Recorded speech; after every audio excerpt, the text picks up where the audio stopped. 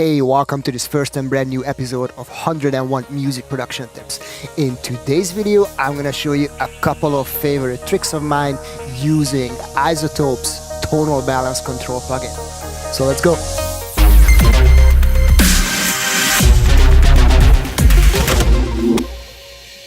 Hey, welcome to this first and brand new episode of You see, I'm doing this because I want to welcome you with open arms and I want to give you a big hug because you are awesome. Hello and welcome. My name is Stills from the 16 Bar. Now, if this is your first time on this channel and you would like to learn more about synthesizers or electronic music production in general, I can guarantee you that it's going to be very beneficial for you to subscribe and hit the little bell icon to make sure that you don't miss anything. Now, in today's video, we're going to be talking about the iZotope Tonal Balance. Okay. Now, in today's video, we're going to be talking about the iZotope Tonal Balance Control plugin and a couple of cool tricks that you can do with that. But I have to give you a couple of disclaimers. First of all, these are not my tricks. As a matter of fact, I've seen this in another YouTube video from a real mastering engineer. His name is Guido and he works with Production Music Live. And he does a very thorough video as to how to use this plugin. Today, however, I only want to show you a couple of pretty cool tricks. Now, tonal balance refers to the dark magic of distributing energy across the audio spectrum, and it's a subject that I could talk about probably for another 3 days. That's not what we are going to do today. If you need to brush up on your understanding as to what tonal balance is, iZotope has a very thorough and very nice blog on their website about it, and I'm going to throw a link in the description section below so you can go and check that out. Now, if you're interested in other music production tutorials, such as the playlist that I created on Ableton Simplers and how to use tricks in them, I'm going to throw a link right up here in the corner for you so you can go and check that out as well. And before we move forward, I have a question for you. I would love to know what your opinion is about iZotope Ozone as a mixing and mastering tool. So again, leave a comment in the comment section below. Alright, so now with all that out of the way, let's jump into Ableton. Okay, the first thing I want to show you is how to reference properly in iZotope's Tonal Balance Control plugin. We have two audio tracks open. The first track contains a song that we are going to use as a reference, and the second track contains the song that we are trying to make similar in terms of tonal balance to the song that's in the reference track. Let's have a listen.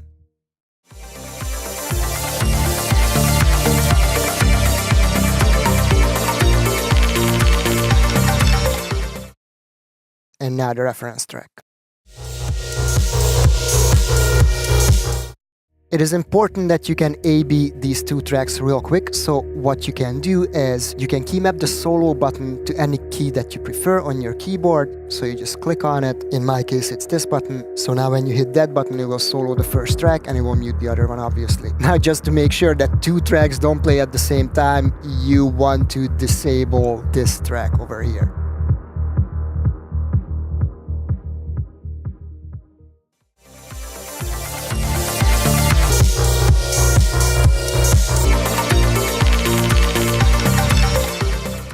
Okay, so let's pull up the tonal balance control. This is the interface.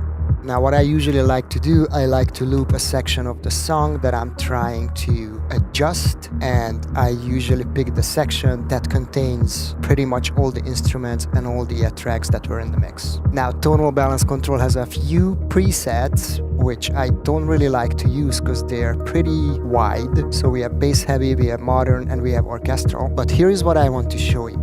In order to make these bands a lot more narrow, what you need a section of the reference track that you are using. You need to isolate that, and you need to make tonal balance control to determine these bands according to that one section of the song. So here is how you do that. So we pick the section of the song that we are using for reference.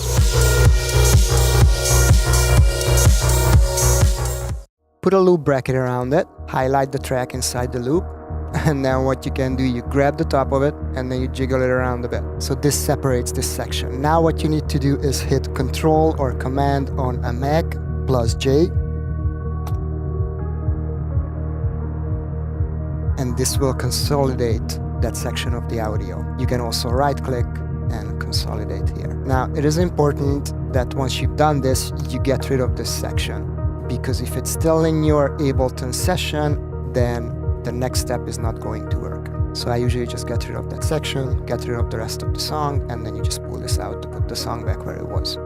Now, what you need to do, you need to create a custom target curve from the audio file that we've just created. So we click on that one, and then you're going to navigate to the folder where your current Ableton Live set is sitting. You go to Samples, Process, Consolidate, and this is the file that you want to use as a reference in tonal balance control. So click open, and now these frequency bands are a lot more precise than they were before.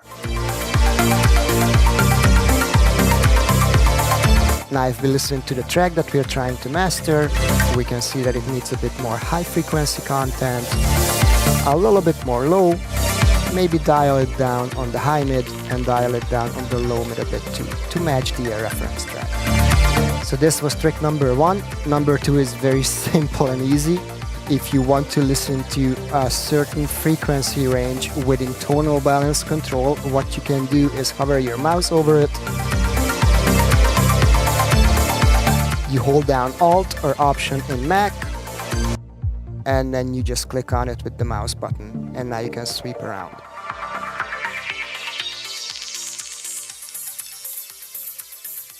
So you can basically come here, see what it is that you're missing, and then you can go back in your mix or master and make the adjustments accordingly.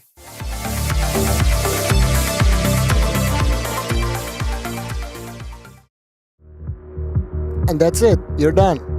And I have Baymax sitting back there with a tiny little owl and a football. So that's it for today. I hope you found this video interesting and useful. Again, thanks very much, Guido from Cat and Beats, as well as Production Music Live, where the inspiration to make this video came from. You guys are awesome. Now, if you're interested in some tutorials that are more out of the box, I have created an entire playlist on one of my favorite synthesizers, which is the Moog DFEM. And if you would like to see some cool patches on that, I'm gonna throw a link right up here in the corner for you so you can go and check that out as well. Now, if you like what you're seeing here, and if you haven't already done so, please hit that subscribe button, give us a thumbs up, and share your experience with your friends. And if you have any suggestions as to what you would like to see in these tutorial videos, drop me a line in the comment section below. Alright, so that's it for today, but don't go too far because the next video is right around the corner. Ciao.